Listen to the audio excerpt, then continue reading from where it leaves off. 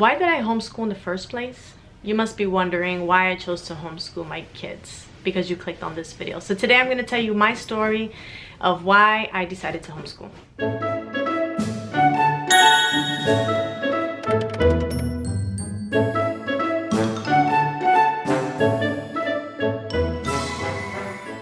Hey guys, it's Vani from Mrs. Mom's Homeschool and welcome to my channel. If you're new here, I'm a homeschooling mom. I have 3 children.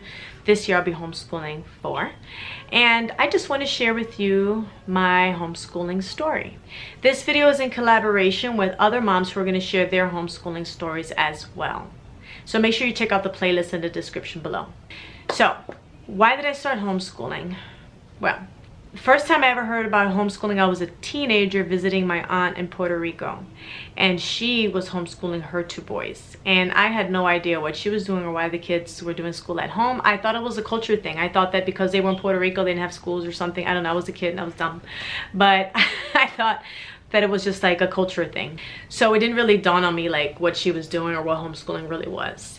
But then when I moved to Florida for the first time, my oldest daughter, who is now 13, and was a baby, and well, she was 4 years old, and we went to gymnastics, and I met a friend there who's still a friend today, and she was telling me that she was homeschooling her children. She had kids exactly my kids' age. My son was a baby and my daughter was 4, and she was telling me that she was homeschooling them, and she kind of sparked that interest in me. She totally sparked the interest in me because when I had my oldest daughter, I quit working. I didn't want to put her in daycare. I didn't want to give her away to anybody else to raise. I wanted that to be solely my job, and so that's what I did. We sacrificed financially, and I sacrificed my career goals, and my degree just went down the toilet. It didn't matter anymore because now I was a mom, and I was going to dedicate my whole life to raising my daughter on my own.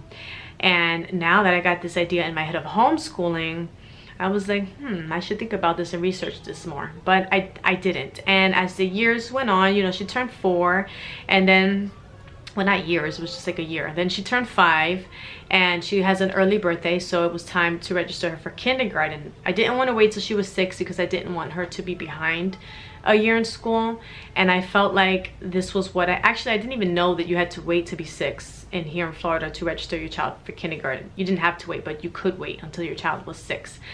So I did what most moms do, and I just put her in school, and it was the hardest few months of my life. Like just not being with her, not knowing what she was doing, not well, you know, picking her up, and I didn't even get to see her classroom. And then when I did volunteer for her classroom, because of course I volunteered for everything, I would have lunch with her, I would volunteer in her classroom, I would do all of those things, and I just saw a disconnect between the teacher and the children. There was no relationship between the teacher and the children. And here I was giving this lady, my 5-year-old baby, to basically raise and teach all day. She was there all day long. I didn't know what she was learning, what she was seeing, what she was going through, what was going on with, you know, her friend, who her friends were. Like, I knew nothing about my child's life.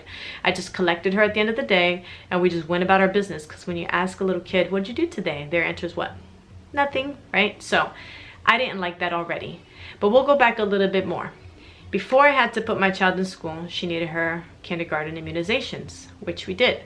Those were the booster shots for MMR, chickenpox, and whatever else she needed.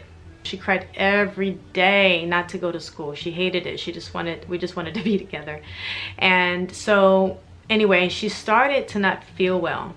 And oh, this is a hard story to tell, guys. I'm going to try not to get emotional, and I'm going to try to just get through it quickly. So she started not to feel well. She started to have fevers every day. She started to have body aches and pains, and so took her to the doctor. They would give her arm braces and this and that, and they couldn't find out what was wrong with her. Long story short, she woke up one morning and had petechiae, broken blood vessels all over her body. Took her to the doctor. She had a platelet count of 1. In a normal child, you're supposed to have a platelet count of 300,000. Her platelet count was 1. If she would have fallen at the playground, hit her head or anything like that, I would have lost my baby. I had to take her to All Children's Hospital, which is a big hospital here, and take her a couple times where she had to stay and get blood platelet infusions, and they tested her for cancer and all this stuff. Nobody knew what was going on. They labeled it ITP, which is a bunch of big, ginormous, humongous words. That means I don't know what your kid has.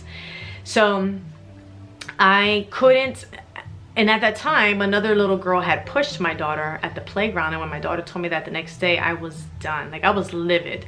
But it was another kid. What can you do to a child, right? So I just decided it was safer for my baby to be home with me. So thank God that whole illness lasted 5 months and it was over. She was healed, she was better, it was gone. But it was the worst 5 months of my life at that time. And so that's why we started to homeschool. So that is our homeschooling story. That's why we started to homeschool. And if you're just curious as to what happened to her and why she became sick, doing my research for my baby number 3, I came across some information that explained that if your family has a history of autoimmune diseases, which we do on both sides of the family, maternal grandmothers and paternal grandmother, then your child has a very, very small risk of developing ITP when they get their booster shot for MMR and their booster shot for chickenpox, which is the exact time frame of when my daughter got her immunizations. And so you put 2 and 2 together, and I believe that is what happened to her at that time.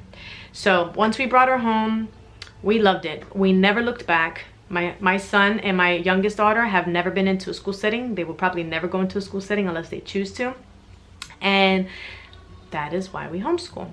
So I had to make it quick because I didn't want to cry, guys. I didn't want to get all emotional and stuff like that. But I just wanted to share my homeschool story so you guys get to know me and my family a little bit better. Why we chose to homeschool. Why we continue to homeschool is a whole nother reason. I have so many other thoughts about that. But that's why we began to homeschool in the first place. It wasn't because we didn't like the school curriculum. It wasn't because of anything else. It was because we had to for her health and medical reasons. And then we just continued with it because we just absolutely loved it, agreed with it, learned more about it, and I knew that that was the path that was chosen for us. So make sure you guys check out the other stories in the playlist below, and make sure you subscribe to my channel, check out my playlist, my videos, all that good stuff. I have tons of things for you guys if you're new to homeschooling, and I just want to thank you for watching, and I will see you in the next video.